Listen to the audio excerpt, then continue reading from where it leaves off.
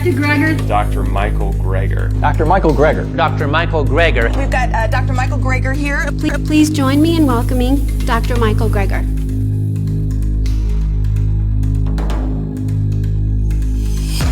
Dr. Greger, welcome to England. I'm happy to be here. Thank you so much. We really appreciate it. Let's get straight into it because I know you've not got a huge amount of time. Everyone wants to see you. Tell me a little bit about the progress in the plant-based movement recently. There's been tremendous progress, particularly in the health field. At least that's certainly my perspective. So in the States, there's just been a real surge, a real tipping point in terms of the plant-based nutrition movement. There are now entire conferences. There's an international plant-based nutrition healthcare conference. Hundreds of physicians, other medical professionals get together, talk about how they're using this in their practice. I mean, that didn't exist a few years ago. I mean, it's really exciting. There's new vegan medical clinics opening up where all the folks on staff are using lifestyle medicine approaches, not just to prevent disease, but to stop and reverse it as well. Tell me about the main players involved. You've got Nutrition Facts growing, you've got the Physicians Committee doing a lot of work. Who are the main players and what's been achieved specifically in the last few months and last year? What's been the memorable moment for you? Well, so, a lot of people don't know about Scott Stoll, who started this, PBNHC, this plantrition project, this plant-based nutrition conference. He's been doing these immersion programs for Whole Foods for a long time now. He has a book coming out. Okay. I'm very excited about that. He's just had transformative experiences. He's just a physician in practice. There's people all over who've been doing this in their own little, hometowns. But it's just great to get so many people together, start networking. So there's wonderful resources out now, documentaries. We got a number of documentaries coming up, like The Game Changers and Eat Yourself Alive. And I mean, this is an exciting time to be in the movement. I think, a lot of it is just there's so much, we're going to get there if only because the healthcare costs are spiraling out of control, right? Climate change. We're just going to be forced to have to take these, safe, simple, side effect-free solutions, cheaper, safer, more effective than conventional medical approaches, because we're talking about the leading killers, right? The leading cause of death. The good news is that the vast majority of premature death and disability is preventable with a plant-based diet and other healthy lifestyle behaviors. We have the power, we have tremendous power over our medical destiny and longevity. You talk passionately about the benefits of plant-based diet, particularly reversing heart disease. My old boss, he was a professor of epidemiology called Professor Tim Spector. He said he met Dr. Dean Ornish. Dr. Dean Ornish said the thing with the plant-based movement is you get the sense you're either with them or against them. We're going to talk about that in a minute.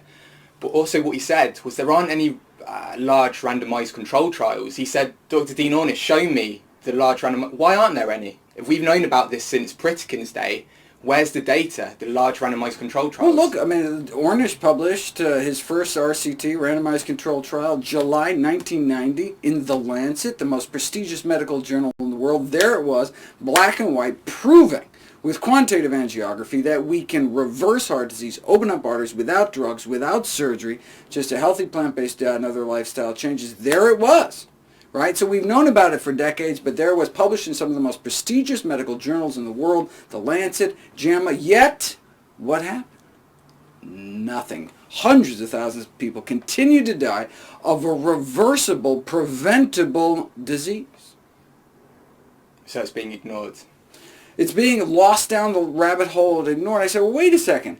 If effectively the cure to our number one killer could get lost like that, what else is there on the medical literature that could help my patients but just didn't have a corporate budget driving its promotion? I made it my life's mission to find out. That's why I started nutritionfacts.org, and that's why I wrote my new book, How Not to Die. What I find very interesting is you say the system needs to take on board this message, but the whole point of Nutrition Facts was to go round the system. Tell me a little bit about the democratization of information and the role that's played and why that's been good for the movement, I guess. When I started out, I started out ignoring the general public and going straight, trying to train the trainers effectively, going around speaking at all the medical schools in the States to try to, get the next generation of doctors educated. But then I realized that's a slow way about it. We don't have time. People are dying now. I don't need to, for another 10 years for them to kind of slowly take over the medical system. People are dying now. We need to take this directly to the people. And thankfully, thanks to the internet age, we now have this democratization of information. Now everyone has access. Before, the doctors had a monopoly on information about health. And so, big pharma, the food industry, all they had to do is get to the doctors. The tobacco industry, as long as they could get the AMA on board by writing them checks for $10 million, and so they came out opposed to the Surgeon General's report against smoking in 1964. As long as they control the doctors, they control the health message. No longer. Now, people can get to the science directly, educate themselves, and we can't wait until society catches up to the science because it's a matter of life and death. USDA, I've read their mission is to expand markets for agricultural products. But at the same time, they're coming out with the dietary guidelines. Is that one of the challenges you have in the States? The USDA has an inherent conflict of interest. The U.S. Department of Agriculture, look, the same thing happened here in Great Britain. Right there was the Ministry of Food and Forestry, right? And then the mad cow debacle came, and they basically dissolved the department, right? Put food safety in charge of, medical professionals in charge of food safety instead of agricultural professionals. Same conflict of interest exists in the States. U.S. Department of Agriculture has this dual mission to promote agricultural products. That's what they're there for. But also, we put them in charge of food safety, meat inspections, helping to come up with the nutrition guidelines. So when it comes to eat more messaging, the message is clear. Eat more fruits and vegetables. There it is, right there in black and white in the dietary guidelines. But what about eat less messaging? Then there's a conflict. So what do you get? Instead of eat less meat, eggs, dairy, junk, what do they say? Eat less saturated and trans fatty acids, things like that. Biochemical components, right? Because they don't want to mention foods because that's too politically unpalatable. But they'll mention vegetables, they'll mention fruits. Well, they'll mention fruits and vegetables because it's an eat more messaging. Yeah. Everybody's happy. Promote agricultural products and promote health. If they can do it without undermining the profit motive, they'd be happy to make the American public healthier. In your book, you use words such as drug lords, quite conspiratorial words, some would argue, when you're talking about the medical industry. I think I saw that in the preface. Can you just explain a little bit about how corrupt the medical industry is in the US? It's kind of related to what you've talked about already. Well, there's a number of barriers for doctors. So you say, okay, we understand why some of the mainstream medical associations are sucking up to industry because they're being sponsored by big pharma, for example. But why aren't individual doctors speaking out? Well, there's a severe nutrition deficiency in doctors in education. We just weren't taught this in medical school, so we graduate without these powerful tools in our medical toolbox. We just weren't taught how to teach people to take better care of themselves, right? But of course, there's other barriers. There's lack of time, lack of reimbursement. Doctors aren't paid to tell people how to take better care of themselves. And also, there's much of medical education, both during medical school and postgraduate medical education, is paid for by the drug industry. I mean, the number one reason people go to their doctor in North America is what are called blood pressure checks. And they keep going to get their blood pressure checked so they can tweak the blood pressure medications. And so that's a boon not only to big pharma, which sell these chronic disease drugs that people take every single day for the rest of their lives because they're not actually treating the cause of their disease, right? Because they're not actually changing their diet. So they need to be treated every day for the rest of their life. So it's the boon to the big pharma, but also that's where the doctor's getting their next BMW from and sending their kids to college. I mean, it's the bread and butter of the GPs, of the primary care docs, is these blood pressure checks, which wouldn't be necessary if they didn't have high blood pressure. The number one killer risk factor in the world, 9 million people dying of high blood pressure, a disease that need not occur if people ate plant-based diet, something we've known since the 1920s. Do you think people are ready to receive that information? Because you talk very passionately about the science. The science is clearly there, but are people ready to take that on board? there are people ready. Not everybody isn't ready. Look, there are still people who are smoking cigarettes. I mean, who to this day doesn't know that smoking's bad, right? But there's been this tremendous drop in smoking. The peak year was 1964 in the States of smoking per capita, about 4,000 cigarettes a year. But most Americans smoking about half a pack on average a day.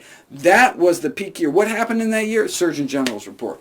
As soon as the government came on board, now it took 7,000 studies before the first Surgeon General's report came out in 1964. You think after the first 6,000 they could have given people a little heads up or something? No, 7,000, 25 years, 7,000, countless smoker deaths. Finally they came out. They finally acknowledged what we've known for years. Smoking causes cancer, and what happened? Smoking rates have dropped every year since. All right. So now, last year, the World Health Organization comes out, the IARC, the official body which determines what causes cancer, what doesn't cause cancer, came out.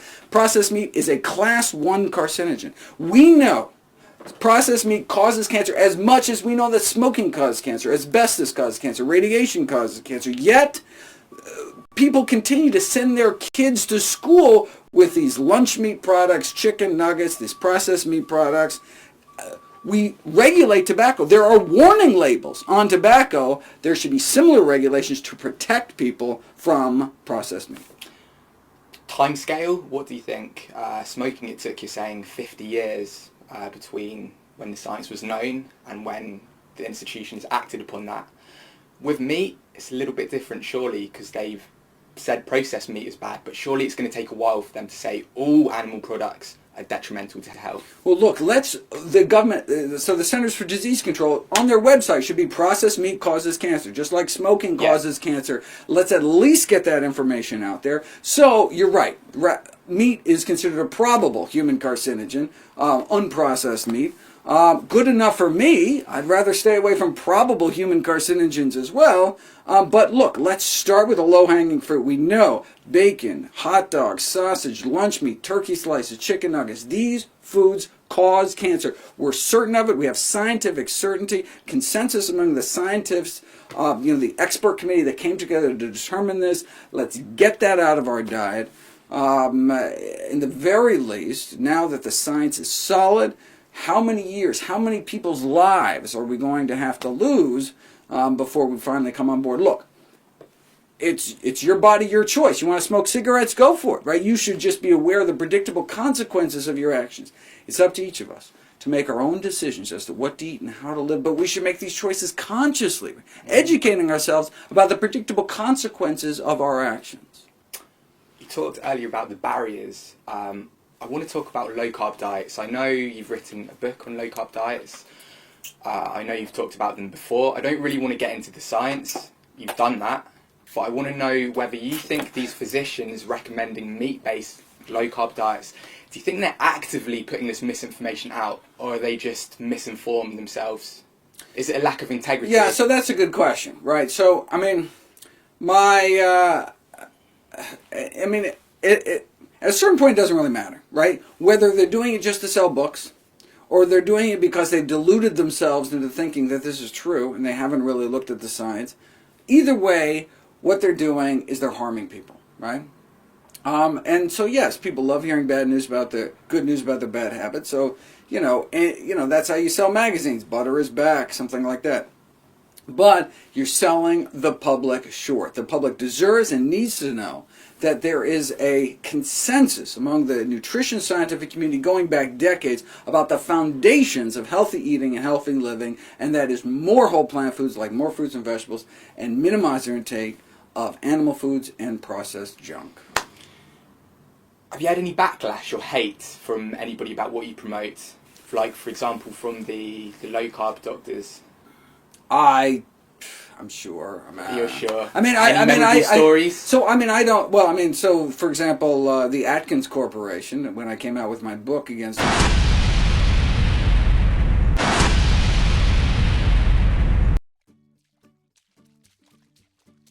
Hey, wonderful souls, it's your friend Taiwo back with another video. Today, we're diving deep into the power of food as medicine. Did you know that 6 in 10 adults in our country have at least one chronic disease? But what if the real cure isn't found at the bottom of a pill bottle, but in the fresh produce aisle?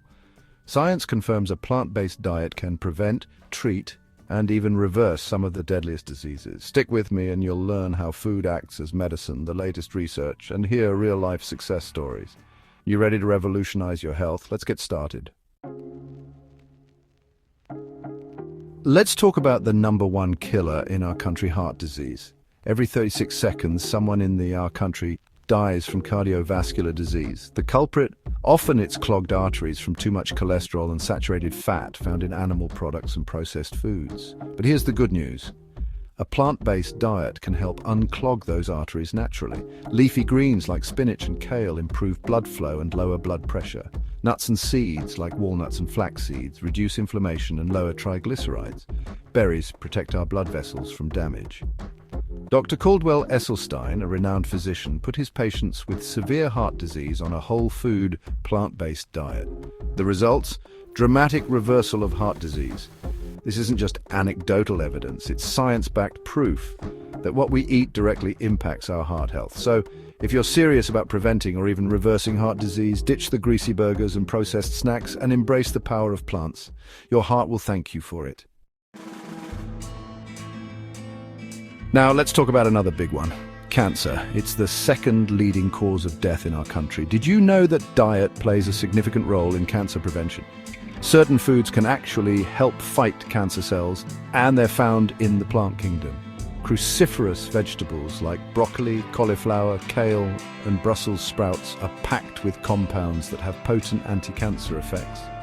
A landmark study by Harvard University found that people who ate the most cruciferous vegetables had a 40% lower risk of developing cancer. But it's not just about loading up on broccoli. A plant-based diet rich in a variety of fruits, vegetables, whole grains, legumes, nuts, and seeds provides a powerful arsenal of antioxidants, fiber, and phytochemicals. These work synergistically to protect our cells from damage and reduce inflammation, both crucial for cancer prevention. So ditch the processed meats, sugary drinks, and refined grains, and embrace a rainbow of colorful plant foods on your plate. You'll not only be treating your taste buds, but also giving your body the best fighting chance against cancer. Let's talk about diabetes, a condition affecting millions worldwide. It's a disease where your body either doesn't produce enough insulin or can't effectively use the insulin it produces. Insulin regulates blood sugar levels. When it's not working properly, sugar builds up in your blood, leading to a whole host of health problems. The typical Western diet, loaded with refined sugars, processed foods, and unhealthy fats, wreaks havoc on our blood sugar levels. These foods cause rapid spikes in blood sugar, forcing our pancreas to work overtime to produce more insulin.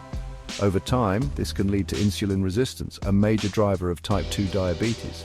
But there's good news. A plant-based diet, rich in whole, unprocessed foods, can help stabilize blood sugar levels and even reverse type 2 diabetes. Plant foods are naturally low in sugar and high in fiber. Fiber slows down the absorption of sugar into the bloodstream, preventing those dangerous blood sugar spikes. A plant-based diet can also protect your kidneys, which are often affected by diabetes. High blood sugar levels put stress on your kidneys, leading to damage and even kidney failure. But a plant-based diet, with its blood sugar stabilizing effects, can help reduce the workload on your kidneys, protecting them from damage. Dr. Neil Barnard, a leading researcher in diabetes and nutrition, has shown remarkable results with his patients who switched to a plant-based diet. Many were able to reverse their type 2 diabetes and improve their kidney function. So if you're concerned about diabetes or kidney health, remember, a plant-based diet is like a superhero for your blood sugar and your kidneys. Let's talk about brain health, something that's near and dear to my heart. As we age, it's natural for our cognitive function to decline somewhat. But did you know that certain lifestyle factors, particularly diet, can significantly impact our brain health and risk of developing neurodegenerative diseases like Alzheimer's and Parkinson's? Research suggests that a diet high in saturated fat and cholesterol, often found in animal products and processed foods, can increase inflammation in the brain and contribute to these diseases. But a plant-based diet rich in antioxidants, fiber, and healthy fats can help protect your brain and reduce your risk. Antioxidants, found abundantly in fruits, vegetables, and whole grains, fight off free radicals that can damage brain cells. Fiber, found in plant foods like legumes, fruits, and vegetables, feeds the good bacteria in your gut, which plays a crucial role in brain health. Healthy fats, like those found in avocados, nuts, and seeds, provide the building blocks for healthy brain cells. The Journal of Alzheimer's Disease published a study that found that a Mediterranean-style plant-based diet reduced the risk of dementia by 50%. This type of diet emphasizes fruits, vegetables, whole grains, legumes, olive oil, and nuts, and limits processed foods, red meat, and added sugars. So, if you want to keep your mind sharp, ditch the processed junk and embrace the power of plants. Your brain will thank you for it. Let's talk about obesity and liver disease, two interconnected health issues affecting millions worldwide. Obesity, a complex amount of body fat, increases the risk of various health problems, including type 2 diabetes, heart disease, certain types of cancer, and liver disease. The liver, our body's incredible detoxification organ, works tirelessly to filter toxins from our blood, produce bile for digestion, and store energy. But when we overload our bodies with processed foods, sugary drinks, and unhealthy fats, it can take a toll on our liver, leading to fatty liver disease, inflammation, and even cirrhosis. Plant foods are naturally low in calories and high in fiber, which means they fill you up without filling you out. Fiber helps you feel fuller for longer, reducing cravings and preventing overeating. Fruits and vegetables in particular are packed with water and fiber, making them incredibly low in calorie density. This means you can eat a large volume of these foods without consuming a lot of calories, aiding in weight management. Moreover, a plant-based diet is naturally low in saturated fat and cholesterol, which contribute to fatty liver disease. Instead, it's rich in healthy fats found in avocados, nuts, and seeds, which support liver health. And let's not forget about the power of antioxidants. Plant foods are bursting with antioxidants, which help protect the liver from damage caused by free radicals. So, by embracing a plant-based diet, you're not only supporting healthy weight management, but also giving your liver the TLC it deserves. Let's talk about mental health, a topic that's often stigmatized but incredibly important. Our mental well-being is just as crucial as our physical health, and what we eat can have a profound impact on our mood, emotional resilience, and overall mental state. In today's fast-paced, stressful world, rates of depression, anxiety, and other mental health issues are on the rise. While there are many contributing factors, diet plays a significant role. The typical Western diet, high in processed foods, sugar, and unhealthy fats, has been linked to an increased risk of depression and anxiety. But here's the good news. A plant-based diet, rich in whole, unprocessed foods, can be a powerful tool for supporting mental health. Plant foods are packed with nutrients that are essential for brain health, including omega-3 fatty acids, B vitamins, vitamin D, magnesium, and zinc. Omega-3 fatty acids found in flax seeds, chia seeds, walnuts, and fatty fish are crucial for brain function and have been shown to reduce symptoms of depression. B vitamins, found in leafy greens, legumes, and whole grains, are essential for neurotransmitter production, including serotonin, dopamine, and GABA, which regulate mood, sleep, and anxiety. Vitamin D, often called the sunshine vitamin, plays a role in mood regulation and has been linked to a lower risk of depression. Magnesium, found in dark chocolate, leafy greens, and nuts, helps regulate stress hormones and promote relaxation. And zinc, found in pumpkin seeds, chickpeas, and cashews, is essential for brain development and function. The American Journal of Psychiatry published a study that found that a high-fiber diet, rich in fruits, vegetables, and whole grains, was associated with better mental health and emotional stability. So by embracing a plant-based diet, you're not only nourishing your body, but also nurturing your mind. Wow, we've covered a lot today. We've explored the incredible power of a plant-based diet in preventing, treating, and even reversing some of the most common and deadly diseases. The science is clear. Plants can replace pills. But it's not about being perfect or adopting an all-or-nothing approach. Start today, make small changes. Swap that soda for water, that burger for a veggie burger, that bag of chips for a handful of nuts. Every little bit counts. Your health will thank you. Before you go, subscribe to Taiwo Falana's YouTube channel. Hit that notification bell so you don't miss out on my weekly videos packed with tips on disease prevention and plant-based nutrition. Remember, your health is your wealth. Until next time, stay blessed.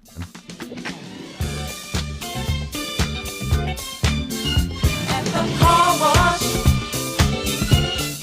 working at the car wash, yeah. Come on and sing it with